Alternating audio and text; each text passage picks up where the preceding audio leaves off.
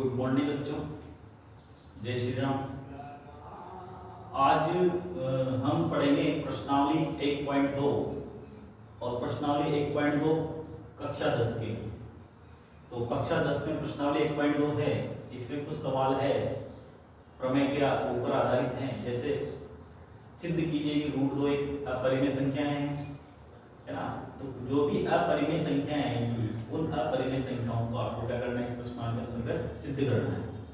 तो कक्षा 10 बोर्ड परीक्षा में एक सवाल आता है, इसमें से 2 नंबर का एक सवाल आता है। तो अपन वो टॉपिक आज कंप्लीट करेंगे। तो प्रश्नावली 1.2। अब प्रश्नावली 1.2 पढ़ने से पहले आपको ये भी ध्यान होना चाहिए परिमेय संख्या है क्या और अपरिमेय संख्या है क्या। तो ये सब आपने कक्षा 9 में आराम से अच्छे से पढ़ा होगा, नहीं भी पढ़ा होता एक बार सुन लीजिए। परिमेय संख्या ऐसी संख्या जिसे p बटा q के रूप में लिखा जा सकता है, जहां p और q पूर्णांक है तथा q इज नॉट इक्वल 0, मतलब q का मान 0 नहीं होना चाहिए। किसी भी स्थिति में q का मान 0 नहीं लेना है, भले p का मान आप 0 ले लो, लेकिन q का मान आपको 0 नहीं लेना है।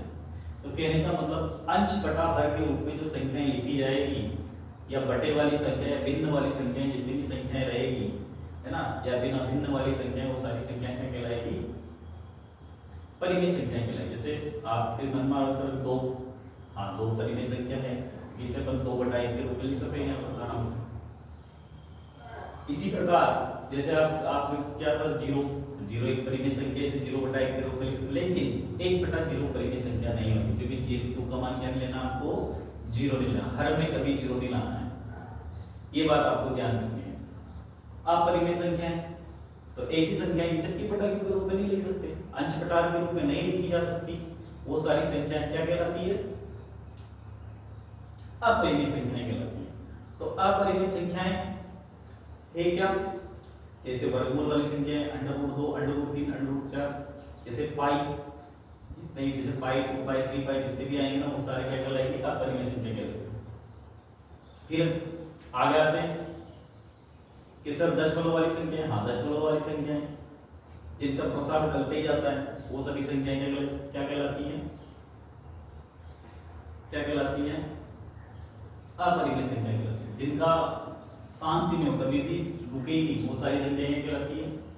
अशांत वाली जो संख्याएं, वो सारी क्या कहलाती है, अपरिमेय संख्याएं कहलाती है। ठीक है, तो अपन बढ़ते हैं आगे, और इसमें प्रश्नावली 1.2 में एक क्वेश्चन करते हैं, और क्वेश्चन के माध्यम से अपन समझेंगे। तो प्रश्नावली 1.2 के अंतर्गत एक प्रमेय है, उस प्रमेय को आपको ध्यान रखना है।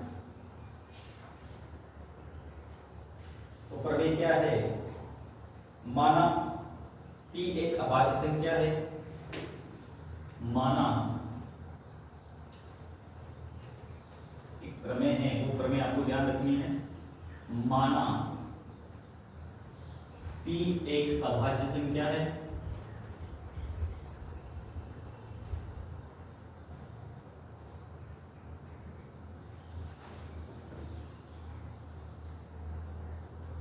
यदि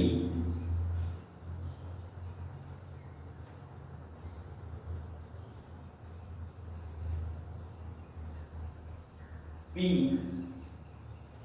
a की घात 2 को विभाजित करता है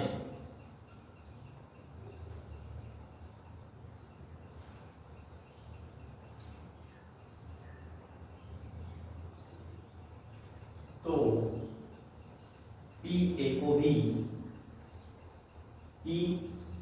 भी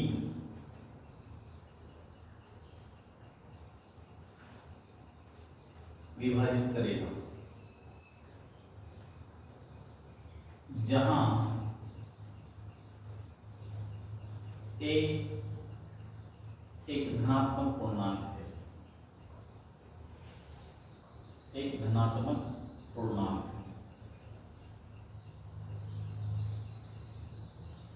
ये प्रमेय आपको ध्यान रखिए, इस प्रमेय का अपन यूज करेंगे प्रश्नावली। तो प्रश्नावली 1.2 के अंतर्गत आपको ये प्रमेय ध्यान रखना है। इसका कोई आपको प्रूफ भी पूछेगा, प्रूफ है नहीं अपने, ठीक है, प्रेक्षक की दृष्टि से आपको प्रूफ ध्यान नहीं रखना है, तो बस आपको एक प्रमेय ध्यान रखनी है, इस प्रमेय को आपको नोट कर लेना है।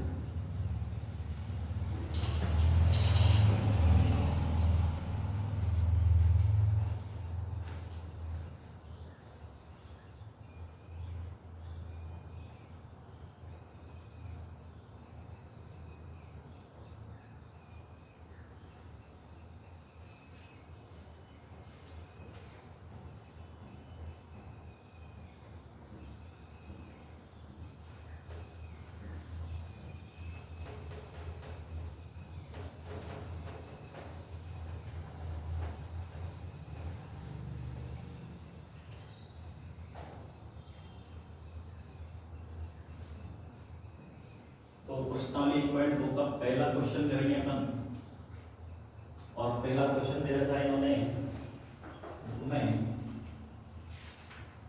सिद्ध कीजिए कि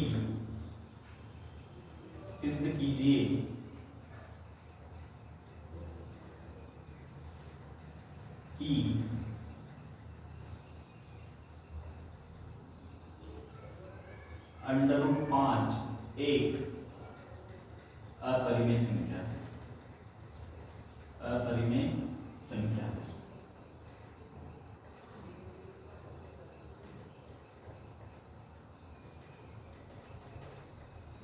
देखिए बच्चों, इस क्वेश्चन को करने का एक प्रोसेस है, एक तरीका है। यहां सिद्ध कीजिए कि √5 एक अपरिमेय संख्या है, ठीक है। तो आपको अपरिमेय संख्या सिद्ध करने के लिए आपको इसका एक प्रोसेस से गुजरना पड़ेगा। प्रोसेस है क्या? सबसे पहले आपको इस √5 को एक परिमेय संख्या मानना है। परिमेय संख्या आप जो भी मानोगे, जिसके बराबर भी लोगे, उसके बराबर आपको रखना है, परिमेय संख्या के बराबर। फिर आगे जाके अपन कहेंगे कि अपन ने ऊपर जो भी परिमेय संख्या मानी है वो क्या है, वो कल्पना क्या है, गलत है। अपन मानेंगे, पहले कल्पना करेंगे कि ये क्या है, एक परिमेय संख्या है, और परिमेय संख्या की कल्पना करके अपन थोड़ा सा हल करेंगे, और हल करने के बाद फिर कह देंगे कि अपन ने ऊपर जो भी कल्पना करी है वो सारी क्या है, त्रुटिपूर्ण है।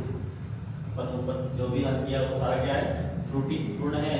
अतः इस तथ्य का यह विरोधाभास होता है कि ऊपर हमने जो कल्पना करी है वो क्या है, एक त्रुटिपूर्ण है। अतः √5 एक अपरिमेय संख्या है, ये आपको ध्यान रखना है, ठीक है। तो हल करने से पहले आपको ये दो तीन बातें प्रोसेस ध्यान रखनी है। एक क्वेश्चन करेंगे, सारे क्वेश्चन एक जैसे ही रहेंगे इसमें। तो सबसे पहले करेंगे तो माना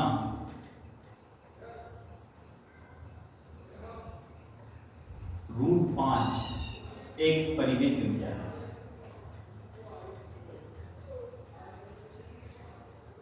माना √5 एक परिमेय संख्या है जिसे p/q के रूप में लिख सकते हैं। तो परिमेय संख्या है, तो सबसे पहले इस √5 को किसके बराबर में लिखेंगे अपन, p/q के रूप में, ठीक है। p/q यहां लिख देंगे, जहां p और q क्या है, सहअभाज्य संख्या है। सभी सहअभाज्य संख्या क्या होती है, इसको भी ध्यान रखना है। सहअभाज्य संख्या वो होती है जिनका मध्य क्या हो, एक हो। मध्य अपन पढ़ के आए पीछे, HCF हाईएस्ट कॉमन फैक्टर। मध्य एक हो, वो क्या कहलाती है, दोनों संख्याएं क्या कहलाती है, सहअभाज्य संख्याएं कहलाती है।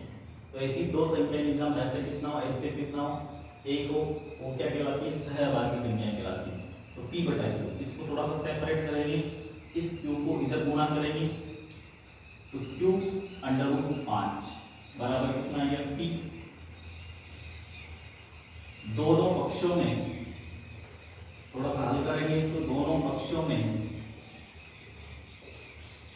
वर्ग करने पर, दोनों पक्षों में वर्ग करने पर कीजिए वर्ग, q √5 का वर्ग और p का वर्ग। जैसे वर्ग करेंगे q का वर्ग और √5 का वर्ग क्या आएगा, 5 आएगा।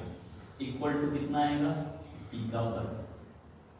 अब यह देखो इस 5 को अगर अपन इधर ले जाएंगे तो 5p स्क्वायर को क्या कर रहा है, विभाजित कर रहा है।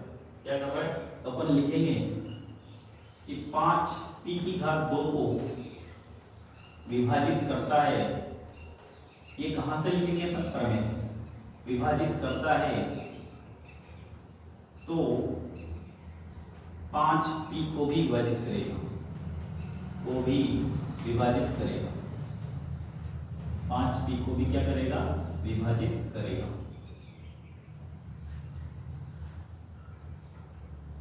पांच पी स्क्वायर को विभाजित करता है तो 5p को भी क्या करेगा, विभाजित करेगा। फिर अपन क्या करेंगे, इसके आगे प्रोसेस है, इस p बराबर, इसको आप इक्वेशन नंबर 1 भी दे सकते हो, ये आगे काम है। अब एक अगली एक संख्या मान सकते हैं पर कोई भी, r मान लो, c मान लो, कुछ भी मान लो, ठीक है। तो p बराबर एक संख्या मानेंगे अपन। तो अब माना p बराबर 3r, चलो √5 ना, 5r, तो p बराबर क्या मान लिया, 5r है। अब ये सब 5r क्यों मानना है, देखो अगर यहाँ √5 है तो आपको क्या मानना है, 5r मानना है, √3 है तो 3r मानना है, √7 है तो 7r मानना है। ये हर प्रोसेस है, इसमें आपको मानना ही पड़ेगा, ठीक है, 5r मानना है। तो p बराबर क्या है, 5r, और आपको p की जगह क्या रखना है, 5r रखना है। तो समीकरण नंबर 1 में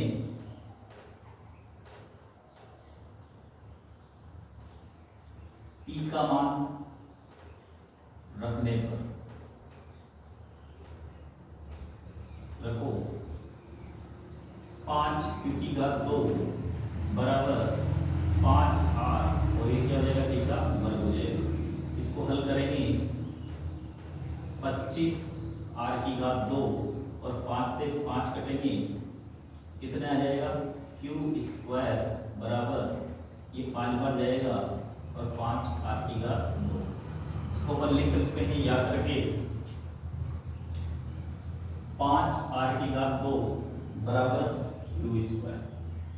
अब यहां देखो, पहले p को विभाजित कर रहा था, अब q को भी विभाजित करने के लिए अपन ने एक अलग संख्या मानी है 5।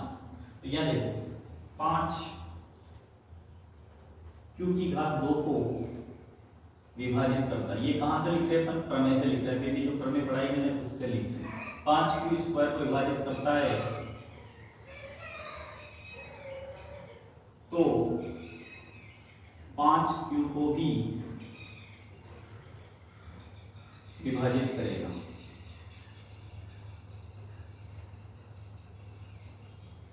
पांच q को भी क्या करेगा, विभाजित करेगा। अब देखो 5 p को भी विभाजित कर रहा है, 5q को भी विभाजित कर रहा है, और अपन तो मानेंगे तो सहभाज्य संख्याएं हैं। क्या है, सहभाज्य संख्याएं हैं, और सहभाज्य संख्या का महत्व कितना होता है, केवल एक होता है। कितना होता है, एक होता है, क्योंकि ये भी अभाज्य संख्या रहेगी, ये भी अभाज्य संख्या रहेगी। तो अपन ने जो भी माना है वो सारा क्या है, त्रुटिपूर्ण है। क्या है, त्रुटिपूर्ण है। तो अतः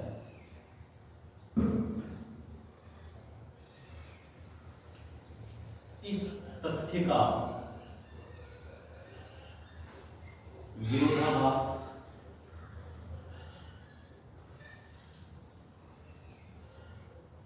है कि हमने जो कल्पना ऊपर की है वह त्रुटिपूर्ण है, वह त्रुटिपूर्ण है।